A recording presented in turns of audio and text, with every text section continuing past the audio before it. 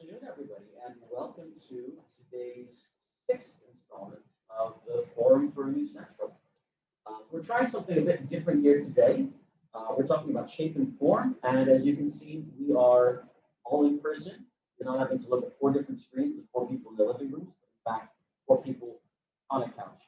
Hopefully, will make for a slightly different kind of interaction. A little bit of housekeeping. There is a Q&A button at the bottom of your screen. So please feel free to ask the question, and we'll get to it over the course of the webinar. The only other bit of housekeeping, we don't have to talk about fire escapes. The only other bit of housekeeping is that the seventh and final installment of the Forum for the New Central will be on the 1st of April. That's not April Fool's joke. With an all-star panel, and you probably already have details of that in your email. If not already, then look out for it coming soon. So mark your calendars, 1st of April. But on to today. Here we have, in no particular order, but starting next to me, we have Kristine Lee, Tom Andrews, and Phil Kim. You probably know all of them already, but for those of you who don't, Kristine is the acting general manager for leasing at Henderson Land, and more important, she's the brains behind the positioning and development of a number of Henderson's great buildings, such as H Code, which we're in today, H Queens on Queens Road, H Center, which is not in Central, but still a immaculately positioned development. And so we're talking about creativity and how you develop a particular positioning for a building with Kristine. We've got Tom Andrews from Hong Kong Land, two H's. Tom is the guy basically behind Base Hall and Below Ground, two incredibly vibrant and quite successful, increasingly successful developments in Hong Kong Land's landmark portfolio, taking literally below ground space and making it really attractive. He's just been sharing some great news about that, which I won't share publicly because it maybe is not mine to share, but we'll let Tom talk about that.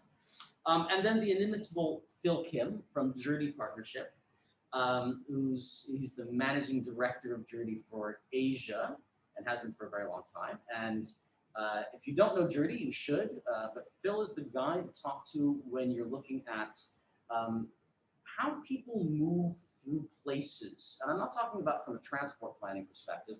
I'm talking from a making retail and placemaking work. So Journey has a particular approach, and it's very, very successful. They've done a lot of great developments globally, which are all about the movement of people and harnessing that to create value and to make place. At least that's how I see it. Maybe he'll just describe it differently, but well, I'll be interested to hear what he has to say. So moving into the webinar itself. Oh, sorry, and I should introduce myself. My name is ULI Konvitz. I work for a company called Atkins. I take care of our planning and urban design practice for Southeast Asia. But you're not here to hear from me. That said, I'll say a few words just to set the scene. But no, even before that, I should point out that we're not only just here together, we're here together in H Code, a Henderson building overlooking Tai Kwun, just on the edge of Central.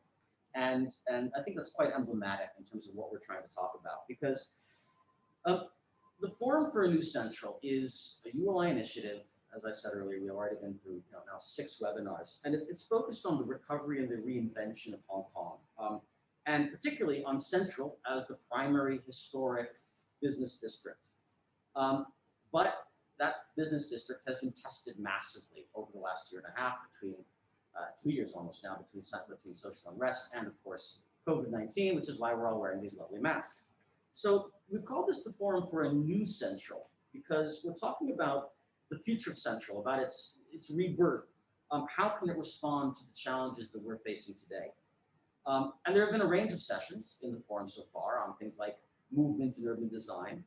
And the next and final session will be on public and private sectors working together. But today, our theme is shape and form. Now, we didn't just want to discuss architectural form. We'd have a different panel in front of you if we were doing that. We wanted to focus on the ways in which projects are being conceived and which they're being developed. Not as generic assets, but rather with specific concepts that target particular uses or occupiers or user demographics, and they're designed on that basis to create a compelling future for Central, for Hong Kong. And that is why we have Kristine and Tom and Phil here to discuss the compelling glimpse of that future for Hong Kong.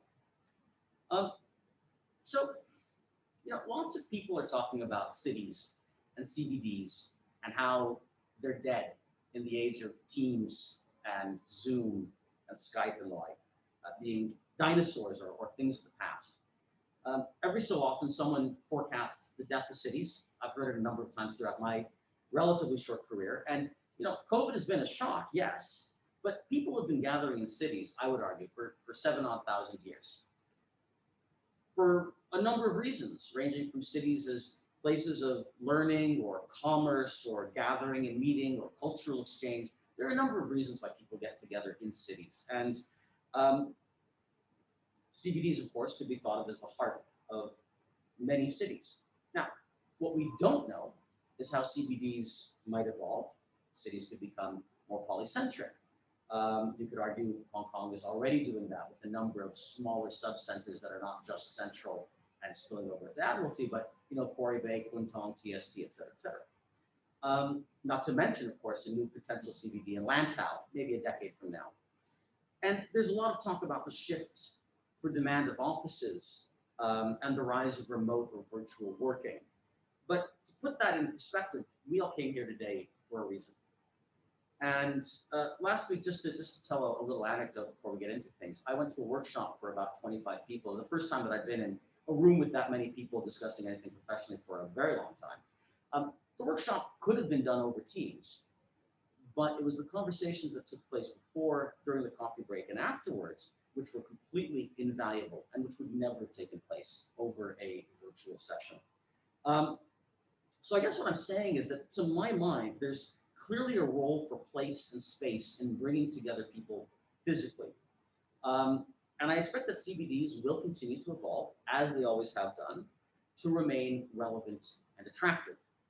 So let's talk about how CBDs, and in particular Central, will make that evolution as we move, hopefully, out of the sort of COVID crisis. So enough from me. Onwards to the panel who you're here to hear from.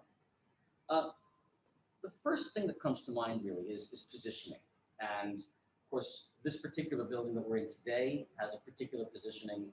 A number of the other Henderson buildings that you've spearheaded do have a really particular positioning, both in Central and not in Central. How do you see the evolution of Hong Kong CBD audiences? Okay, maybe I can go back to just a short history of what we've been doing with HPIN and HCode, right? This is during the 2015, and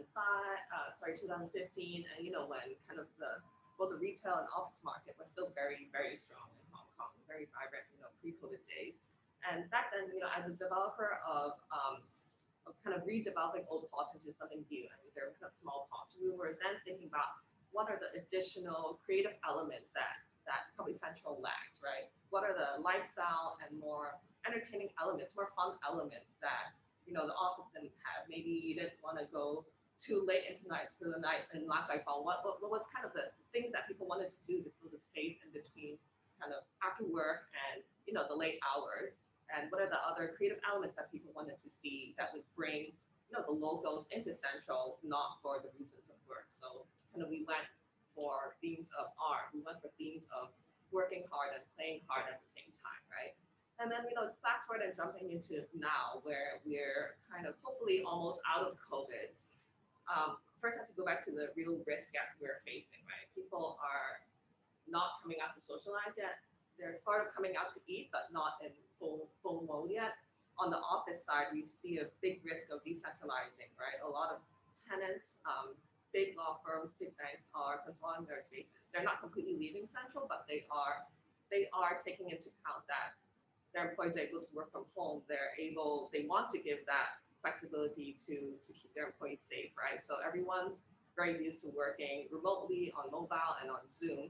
That corporates are taking into account of cutting costs into their into their costs, and that's why we see firms really already consolidating their footprints and maybe cutting costs and moving out of central, right? So there's a big shift already in, I feel like, the whole attitude on how we use space, how people in office use space, and also socially. So that's something as a landlord, when we face, especially when we have new projects coming up in central, what are the things you have to think about, right? Maybe one thing I can add, I can put out there, and maybe Tom can also chime in, is that going to the future, right? When office workers are able to work remotely post-COVID days, what are the things that a landlord needs to do in order to infuse and keep the people here, keeping central still very attractive? So my kind of view is that while you have, especially I'll talk from the office side, right? While people are maybe moving their back office or middle office away from central, we see firms still wanting to keep a presence in central, right? Especially for their important client meetings or kind of their head office here. And so I feel like central will really need to provide that branding, provide that corporate prestige, kind of provide that vibrancy of work, but also tied into hospitality and that lifestyle for head office to feel that they want to keep a presence in central. So that's something that we really are keeping in mind when thinking about our new projects. I'd like to hear more about how you're doing that in your new projects. But Tom, I think that ties perfectly into what, as I understand, you've been doing. Maybe you could tell us a little bit more about that and your reactions to what Kristine said. Sure. I mean, I think to start, I agree with somewhat Kristine's saying, for sure. I mean, CBD is evolving, and the work from home COVID has impacted how people work. We haven't seen so much of a decentralization from our side, to be honest. We're kind of seeing actually almost a decentralization, people wanting to come back into central to take advantage of space that comes up. But it's always going to be a challenge to make sure that you retain kind of like central having that enough support and enough support from modern companies. We've been doing a lot of stuff in that realm to improve F&B, and baseball is a key part of that, which we can touch on a little bit later. But I think on all aspects of it, we're just trying to improve the overall experience on a daily customer. When you come into central, what do you get? You have amazing food, you have great health and wellness stuff, you have really ease of access in terms of getting food, getting a car park space, whatever it might be. We're just trying to look at ways of improving that to really enhance that kind of feeling that when you get into central, you're in a really prime district, but also bring in some more creativity, just like Kristine has done such an amazing job of. And we're trying to do things like that with as well, and bring a lot of variety, and just stuff that's a bit more interesting for people, really. So when you're here, it's not just a Monday to Friday thing, it's hopefully a Monday to Sunday thing. It becomes a bit more of a kind of a destination, like it always will be, and it always has been, but it needs a bit more kind of variety, a bit more impetus into it. You mentioned a great word there, destination. Phil, you are the destination maker. That was completely unplanned, everybody. I mean, that is literally what you guys do. And you must have a host of lessons learned from your years of experience crafting destinations. What are your reactions to what you're hearing from Kristine and Tom? In terms from a design standpoint in particular, I'm curious. Yeah. As a 20-year resident of Hong Kong, I'm ecstatic to hear both of you, because as a citizen of Hong Kong, personal greatest frustration has been how isolated individual companies and developers and operators actually work, rather than trying to cooperate from almost a precinct strategy. So I know what both of you have done for your individual portfolios, and with that open-mindedness that both of you are exhibiting, I think the exciting part is how are we, first from a private world perspective, actually cooperate to create a city in Hong Kong that is as exciting and livable and connected as we actually should be. Because for as much wealth and opportunity and intellect and energy that the city has, Hong Kong hasn't really optimized and maximized the opportunity to elevate the city and the human experiences that we have. So Eli and I were talking about some work that we did in Sydney many years ago. It seems now forever, but it was only about 6 or 7 years ago where, terms like vertical village and extending Sydney from a 12 to 18-hour city, and what does that actually entail? And almost all of it really required not so much the hard architecture, and it's under construction, this 2-block precinct that we're doing near Circular Quay there. So you'll see the architectural quality later on in a few years. But I think the most important part of the process in working with the City of Sydney, the developers, and the neighborhood was really an inside-out approach to programming. I mean, you were talking about positioning earlier effectively, and how we have to script human experiences that allow us to really connect us as individual citizens. And what Sydney has done, I think, is a real lesson for us in Hong Kong. And I'd love to discuss that more with you guys about how we can actually take the portfolio that we have in Central, but really connect it to the rest of our neighborhoods. A lot of things that come out of that. There's connection, physical connection, as well as programmatic connection, and then there's the question of who's coming there anyway. How is that audience evolving? I suppose. How do you see the evolution of the Hong Kong CBD audience? Because we used to rely really very much on tourists, and we can't do that anymore. So what are we doing now? What do we need to do in the future that accommodates that change? We're doing a lot on landmarks traditionally positioned for locals. We never really targeted tourists too much. We were obviously lucky when we did, but it's something that we will always continue to do. I think it's really about providing variety. Hong Kong is a small place with an exceptional powerful population, and they travel a lot. I mean, if you have the same thing everywhere, it becomes a little bit monotonous, especially when you can't travel. So for us, we're just trying to improve variety, really open up the age gap. So, landmark traditionally has been positioned for someone a bit more senior, I won't say old, so I'm in trouble, but a little bit more senior. And now we're trying to open that barrier a bit more and make it a little bit more accessible to all sorts of people. So we're still catering to our existing customer base. But then, right now, I think if you rewind 10 years, you probably won't have seen many 16-year-olds or 18-year-olds covered in tattoos in landmark, but now you do. Not everywhere, but, in below ground and case it's a little bit different. So we're just trying to bring in, I think, a variety and something that just really interests the local customers so they see it as a destination. But I think it's such an important aspect, because I think sometimes like even ULI members who are higher minded than most tend to think of it as a kind of marketing response. And I think it's far more important than that, because you're talking about successive generations of professional workers, knowledge workers who need to actually work in the ways that they want to work in, but also have this sort of heightened experience. So it's not just trying to solve a temporary marketing problem. Yeah, for sure. And it's very much our long-term strategy. We want to cater to the existing customer base and then the future generations and everything behind it. I mean, Kristine, I also thought it was kind of interesting, although you haven't mentioned it maybe yet. I mean, we're in one building which serves a kind of function, but some of what you guys have done over the last 5 years in Central, I didn't really know deeply enough about, but I found it interesting. So one building is really focused on arts and culture, for instance, and if you think about the gaps within not just the Central Business District, but really Hong Kong overall, where there's a thirst for more culture. And culture can't just be shopping at Landmark or dining out, because that tends to replicate culture in Hong Kong. And you're actually providing that with one of your buildings. Well, I think Hong Kong has a very diverse population, and when you add on the international element, it's just very wide. And so Central, as kind of the hub of life and this hub of everything, we need to capture all of that. Kind of thinking back, when I think the retail element is first is like super key, because I think that really determines the livelihood of what a CBD is, right? If we look at the other CBDs of the city, like New York, Wall Street, or Canary Wharf in London, those are only purely financial. You don't get that vibrancy and that excitement like after hours. And in Hong Kong, it's very different because we have all that.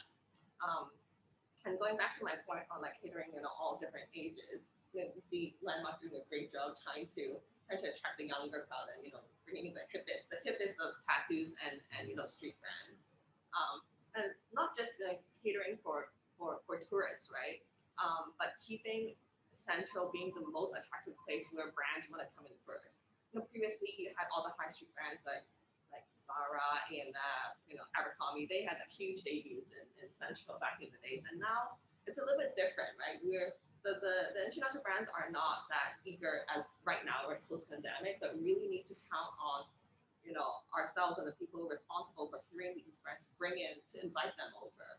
Whether it's entrepreneurs, chefs that have like great new concepts, like baseball that's doing local push out that great concepts to bring it into the heart of people who are working. And then also, entrepreneurs in Hong Kong who find new brands and bring it to Hong Kong and distribute them in Hong Kong, right? There's many avenues that I feel like with, coming with softer rents, retail that the entrepreneurs can come into Central and bring in their creative ideas here. So it's interesting that you're talking about creativity here. We're talking about, to make Central more creative. What kind of new opportunities for regeneration do we see coming out of this crisis? I think it has to go back to a lot on I guess the design and how we curate it. I think when we look at the future, we have to think about the people who are working, like what people want in Central, right? I guess I always refer to back in the day to have a contrast kind of like before and what we have to do in the future. But say before, like when I came out, to work and I had like fellow analysts at an investment bank, you had peers that were like, oh, I've been wanting to work in Central all my life. It's my dream coming true, right? But today, the graduate that comes out, it's not about the affinity to the place or the office in Central. It's about your employer giving them great benefits. It's about the feeling of a community. It's about what's around, what the cool eateries around, and the flexibility that employers are able to give, right? So in terms of like designing spaces, whether it's retail or office, I think the landlord and developers have to think about a kind of wholesome community and all the other things, all the things that people need to be happy, essentially. So it's about improving that office quality of life, experience, that and then experience, wellness, and all that. Yeah, having programming. And the folks in Central the landlords in Central aren't the only ones who are doing this. I mean, there are other places in Hong Kong where there are landlords who are looking at creating that experience. How do you see the competitive landscape in terms of centers and sub-centers evolving? Tom, any thoughts? I know you used to be. I used to work at Slice. Indeed. Leading question there. Don Priscilla done a great job in Untitled Chapter to kind of make that a real destination for another option for this time. I think the difficulty that you have a little bit in some of these kind of decentralized areas, Central has always been the CBD, so it's actually got much larger footprint. So a lot of F&B, not just within malls, but also in the street shops. And if you come up past up here all the way up to Robinson Road, there's incredible restaurants, great selection of gyms. You've got the government's done a great job in activating the waterfront, so you can now go from the exhibition centre all the way down to Kennedy Town, basically. So it's going to be a tough thing, but yeah, Don and Priscilla have done a great job in SWAT, and I'm sure they'll continue to do so. But I think we see it more as, just like Kristine was saying, it's about the landlord now. What we're doing in Hong Kong is trying to really re-emphasize and for that new generation why you want to come work at Central. Creating enough variety, creating real creativity, making it a real destination, an aspirational place to come be. We're seeing that, and it's so far so good. Yeah, there's always competition. It's good to have competition to keep us on the toes. Absolutely. And we were also talking, I think it was really Kristine's idea around the core Central and the fringe Central or greater Central. Now, you of course have the Murray Road building, which is in this really interesting kind of location between core Central and Admiralty. So it's extending Central. That gets us into what Phil was talking about earlier in terms of connectivity, which sounds like it's kind of an emerging theme that we haven't really explored yet. Perhaps we could hear first from you about how you're tying that building in, or how the design of that building will tie in between the two districts. We can talk a little bit more about connectivity. Yeah. So our new development at 2 Murray Road, right? So we're kind of the east fringe of Central, and we're between basically Admiralty Station and Central MTR Station, right? And looking at the future planning of what our government is doing, there's also Central Site 3 that's more towards the waterfront, but also then connects the Puddles Land between IRC and also government headquarters at Tamar, right? So you see kind of not just the traditional core Central really expanding to east to where Murray Road and Admiralty Central, Admiralty Station, and in the future we also have the Queens redevelopment coming up, I think post 2025, right? And then towards the west side you have Soho near Sarwan that have some interesting projects around Day Street, around hospitality and all that happening there. So it's really a expansion of what core Central used to be that we're seeing. And so when we think about working on our two Murray Road projects, we really want to make sure that we're plugged into the connectivity of, for example, the existing footbridge network where we are. So we've designed very seamless connection from the existing network to our building, and also thinking about future where we want to invest in around this building. Something that we look into. Were there any major challenges that you encountered there that were sort of lessons that we could all use to improve how Central works? I think that's something that we're still really working on and pushing, especially like working with the government, right? Thinking about how to improve that pedestrian network, how to beautify it. We're in talks with them to always giving them ideas, as sometimes they tend to be a bit more strict or based on example planning, but we're really pushing for kind of a greater central that's really more convenient for everyone in the future. That makes me think, actually, going back to your project in Sydney, Phil, I'm sure there are many others. You had a reasonably large, a couple of square blocks project, but it fit into a broader context in terms of pedestrianization and the development of Sydney. Was there a sort of a co-evolution there? Yes. I think it's very relatable to what's happening in Hong Kong, or what should happen in Hong Kong, because we're very famous for being siloed between government, private developers, two private developers who sit next to each other, local community groups, and precincts.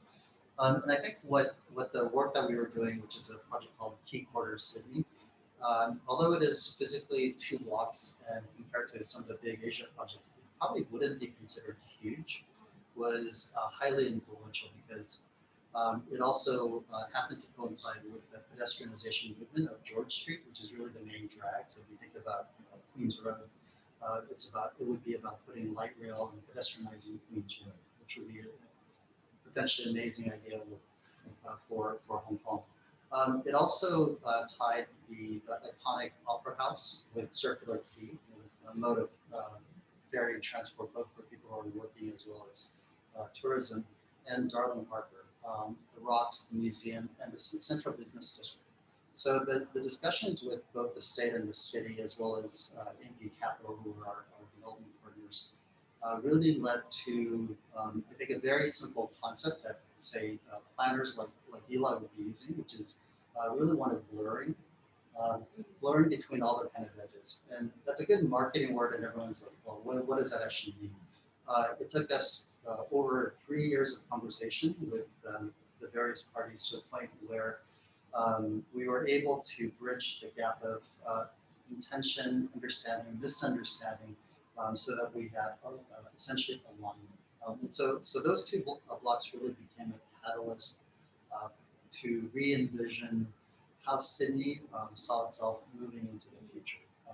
And that word, another kind of overused word, connectivity, had to do with everything. That really included blurring of private space and public space. It was relatively early on this project, which is set up as a series of stacked vertical villages, so that there's open space as you move up the tower itself. And I think other interesting ideas came through it, where retention. So 68% of the primary building was retained, but it was added to and actually raised. And so that also addressed for essentially the millennials who are so concerned about sustainability, the fact that there would be, I think, 10,000 flights from Sydney to Melbourne was saved in terms of carbon footprint by doing that. Also, the construction cost actually was reduced by 50% by using a retrofit method.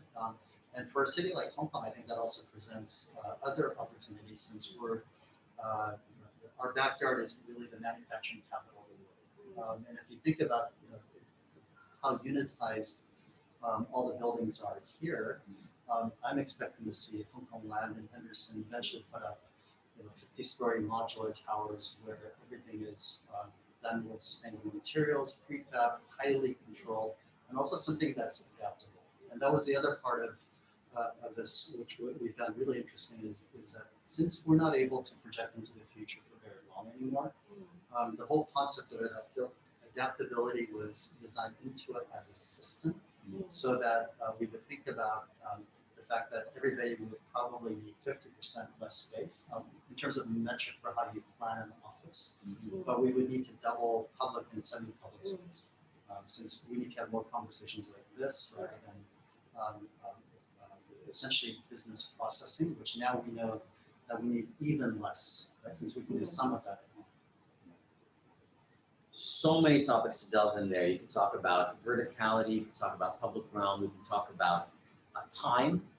It sounds like time is a big factor, and adaptability. And you know, learning from you, Phil, that time was such a big factor. I mean, Tom, you've done a couple of really interesting projects now with Hong Kong Land, which I'd venture to guess at the time that they were mooted, people went, "You're going to do what?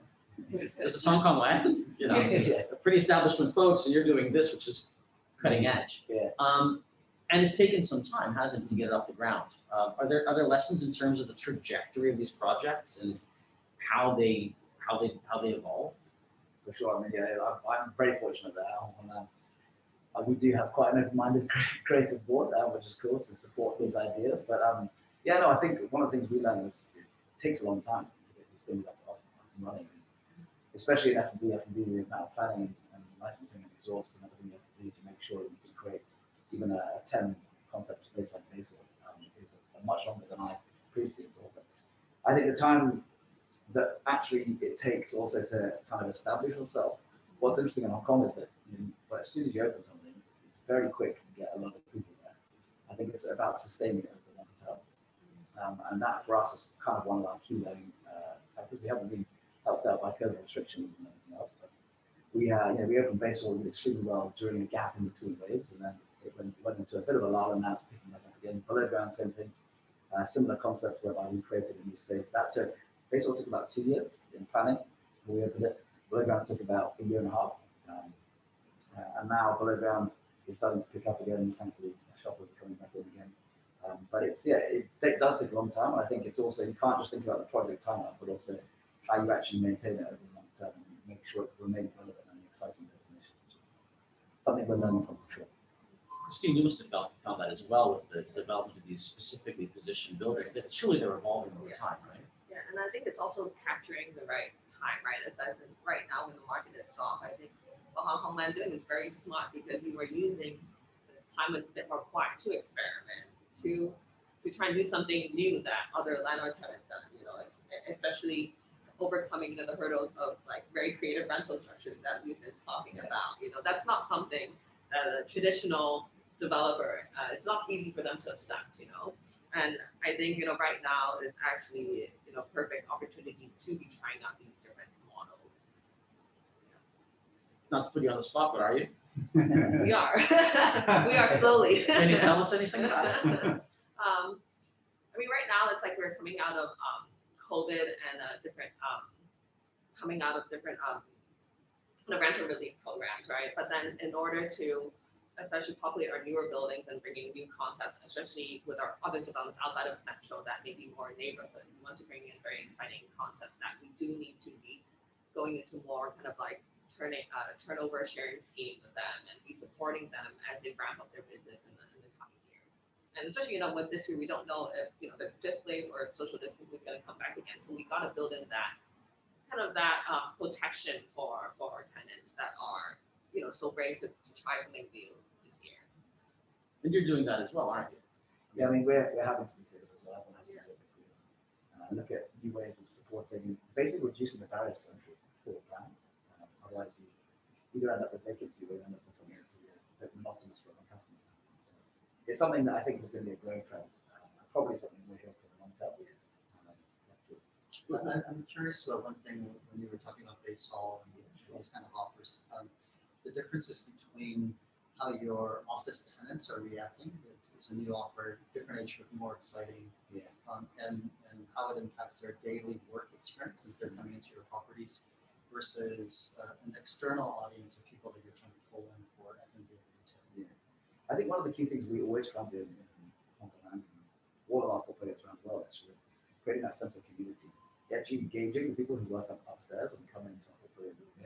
One of the things that we found really interesting with Basil was that actually our office clients, we've reached out to a lot of our office clients and asked them what type of cuisine they want to see this portfolio. And one or two of them even made specific restaurants which have ended up in Basel. So they get a sense of ownership and almost like a bit of pride that they have been involved in it, which they very much were. So it's something that I think is really interesting, and it does give that kind of community space to the whole thing. Equally, we brought in specific types of clients into Basel, for example, to bring in people that didn't traditionally see Central as a place to go to, like a yard work type concept. So it's a bit of a balance of both, but it's so far so good. Touch wood, but, yeah. But that's important that you're creating something that's a bit stickier. Exactly. Also, you're doing something very different from what landlords traditionally do, which is to sit back and advertise a space and hope that somebody comes forward. I mean, you probably had a lot of tasting sessions that you did yourself, right? Yeah, unfortunately, that's all my suits that fit. No, it's yeah, we were very lucky. We reached out. Our key thing, I guess, with Basel was to look at independent operators, people that wanted and needed a platform to kind of grow, but also that fitted in with, like I said, the research that we've done and the integration. But yeah, a lot of tastings, probably too many. My trainers are now drunk with me, but yeah, and a lot of drinking, which is obviously was a terrible. Yeah, I know it's great fun. I think there's what Hong Kong needs, in my opinion, and that's what we're trying to do is there's a ton of really incredible creative people out in Hong Kong. They just need the support to come into applications, and what Kristina's done, what everyone, a lot of people are trying to do, what we're trying to do, what Adrian's done, Caleb, we're all trying to bring in, I guess, that new creative side of stuff. Creative and curating as well, which is something that you've been doing. Curating experiences and curating occupiers in buildings as well, like in H Queens. Well, I have a confession. Right? Oh dear. So it's on camera. I'm very appreciative of both of you. I haven't talked to either of you about this, but I'm at both of your projects very regularly. The Diplomat, where we have our ideation sessions, baseball, and it's allowed the creative community to participate more in the central business district because, frankly, I cannot afford your rents. So for me, it's been really exciting being able to use Central in a different kind of way. But of course, from a design perspective, each time I come, my frustration level then begins to rise yet again, and that really has to do with things like this whole elevated bridge system that Kristine, you also mentioned with your future property, and why we can't get Hong Kong government to be a bit more open-minded about being able to improve those connections. Because in some cities, it really doesn't make sense because it pulls people away from the street level. And it's a big planning no-no. However, in Hong Kong, we live in a city that's on an extremely steep hill, essentially, where we're trying to marry people up the hill with people who are on the waterfront. So it's a fantastic kind of solution. It is all about connectivity, but I don't think we should just think of them as bridges. They're really communal spaces. And so I think there's some amazing opportunities to create new Central in different type of ways. But I did notice that there's a few people from the planning department of Hong Kong in the audience. So we implore you to explore these ideas further, because I think that's really what we have to look at next. I think that's a great point, and it's not only just the bridges, right? But what are the parks or the public squares that we kind of see around Central that could be utilized into better spaces to hang out, to have your lunch outdoors, for public art. And we see a lot of this effort being written down in the tender for the new Central Site 3. So much emphasis given to how to make Hong Kong an international city through creating these civic squares that are popular. But my question is also about what about the big part of Central that's old, that are existing assets that are so divided ownerships by many different landlords. How can we also give them incentives to beautify those spaces so that they will become well used and kind of enforce that social fabric? Well, it's the subject matter, the title is a bit misleading, isn't it? I mean, it's shape and form, and I think all four of us have taken the position that although architecture is going to be fantastic. I mean, you have Zaha Hadid designing your future building, but in Hong Kong, I don't think we have to worry so much about shape and form. But what is the purpose of shape and form? It's really everything that's within and how we connect all this together. But hey, we were not able to make those changes on the ground up. Maybe loosening of building restrictions so that we can bring in more architects. What Tom was talking about Hong Kong land and having architects do really cool projects in Bangkok and with crazy styles and with open terraces maybe just relaxing those restrictions a bit for particular type of projects that will then be new landmarks that will be attracting, say, international tourists in the future. So there's a theme around perhaps what we call partnership between public and private, which will of course be the theme of the next session, session 7, which will be focused on Site 3 and Central Market in particular. But they're not the only important spaces. And there is this hugely important public realm, which in Hong Kong we tend to perhaps take for granted or not pay much attention to. And you're beautifying walkways around your Murray Road site, if I understand correctly. I'm sure Hong Kong Land has an interest in the development of public realm. But I'm guessing that just from what you're saying, to some extent, a greater partnership approach with government, the openness to discussions around how everybody can make things better rather than a sort of a regulatory approach from government would actually help. And that would make a difference. I'm getting a lot of nodding. Okay, good. So look, we've covered models, we've covered a bit of public realm, we've discussed who's going to be coming to this place, we've covered connectivity, we've covered partnership. There's a lot in there. By the way, we haven't yet received any questions. So we've only got a few minutes left. If you have a question, type quickly, get it in there because we'd love to hear your questions. And we've got about 5 minutes left, from what I understand. So fantastic. And are you finding within your own organizations that you have to work differently and change mindsets?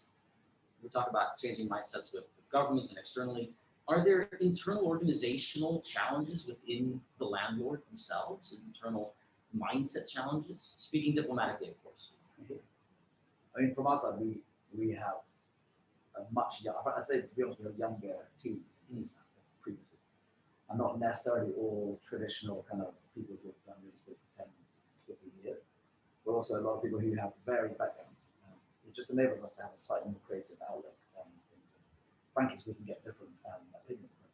I think, yeah, in general, I mean, again, I'm not trying to be too nice over on the Hong Kong land, but I've got a very supportive board that do enable us to try and do things. And I think it's a really important thing. I think everyone has to slightly step out of their comfort zone a little bit and really rethink about, the traditional model of, like you said, handing someone a concrete box and saying in 3 years' time is really not how it's going to work anymore. And so that changing relationship between becoming much more engaged with your tenant, whether it's office, retail, whatever it might be, working with them a lot closer and understanding how their business works is something we're really looking at. Phil, you're a consultant, ultimately. What do you need from a clued up client to be really, really able to help? Courage and openness. On the issue of staffing, it also affects us because although we're on the creative side of the industry, even our designers and architects over a period of 5, 10, 15, 20 years get trained by people like you to think a certain way. And so we don't, as much as we want to push the envelope, people get accustomed to decision making from the ownership side or the city side. Currently, I'm really finding that I have to push our teams really hard to break through that because perhaps they don't have as much opportunity as I personally do to debate Tom Andrews over drinks, and they're not seeing as closely that these kind of boundaries are starting to break down. So I think that's a really necessary part. I also think that it's a really interesting opportunity for younger people coming up into our general industries, so that they don't just have to think that, oh, I have to be good on finance and asset management, which they don't know what that actually means anyways, to go work for a Henderson or Hong Kong Land. I think this also means that people who are creative, who love F&B, who understand arts, culture, just generally how things evolve, they have a role in their companies now, whereas they didn't before. That's really crucial. We received a question. Will developers significantly fund those innovative businesses remaining in Hong Kong for new initiatives? Because the money is not only tight, it is gone. Immediate, quick sort of reaction? For sure, we're already doing that with our kind of new operators coming into our buildings. And I think it's been a very fun experience, getting to really know their team and making sure that these entrepreneurs actually have a vision to be staying in Hong Kong for the long term. It's an important point. How much time do we have left? 3 minutes. Okay, fantastic. No more questions. But I would like to, before we wrap up, I would like to ask each of you about your long-term vision for Central. Maybe start with Phil. I'm going to go back to my theme, although I'm not so infrastructure focused. Because Hong Kong is so infrastructure focused, that we need to figure out a way to humanize that. It's not an issue of money. It's an opportunity to blur all these kind of edges. So really create a public realm experience that is as good as what the city can actually offer. Because I think the individual properties are good, they're strong, but without being able to break the barriers between them, we still will not have a great, true city experience. And once we do that, we'll see different things happen with the shape and the form of the buildings that are around that public realm. So we really do need to be thinking about investing in that. No, and I think we have to be able to say that Hong Kong is as good as New York, London, Sydney, Vancouver, and we have the opportunity to do it. We just have to do it. Tom? To be honest, I totally agree with Phil. I hope Central is really a proper place for the community where you can come and hang out the whole time. And spend 18 hours, like Kristine said, rather than just being 12 hours, maybe Monday to Friday place. Hopefully it becomes an 18-hour, 20-hour, depending how much you drink. 7-day-a-week type thing where you really want to come out and you can really see incredible stuff. And like Phil said, it's all kind of seamlessly integrated, so everything adds value. The connections are all nice and places where you can hang out, not just walkways that are somewhere you just want to get out of as quickly as possible. But I hope we have somewhere which is really fun, which has amazing art, retail, music, all the cultural stuff, as well as a great place to work and play. Activation, placemaking, culture, connectivity, public realm. Yeah, no, I completely agree. And this is like what I've written in my notes, right? Lively public spaces and using more art and culture. And I think one more thing is to maybe see the government bringing out a rebranding of Central, right? We see a lot of effort being put into the new districts, right? Say whether it's like West Kowloon or Kai Tak or kind of places next to the airport, right? But I think Central in the midterm kind of really needs a refreshed kind of image when we see overseas advertising about Hong Kong, it is World City, we want to see Central being up there. We take Central for granted, perhaps, as Hong Kong. Yeah. And in fact, we can't, because nobody can ever rest on their laurels. Yeah. Bright future for Central? That's that, for sure. Yes. Okay. Unanimous. Excellent.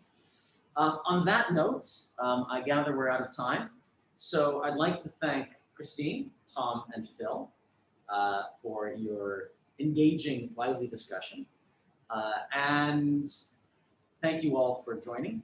And please tune in 1st of April for the 7th and final installation in the Forum for New Central series. Take care. Thank you and goodbye.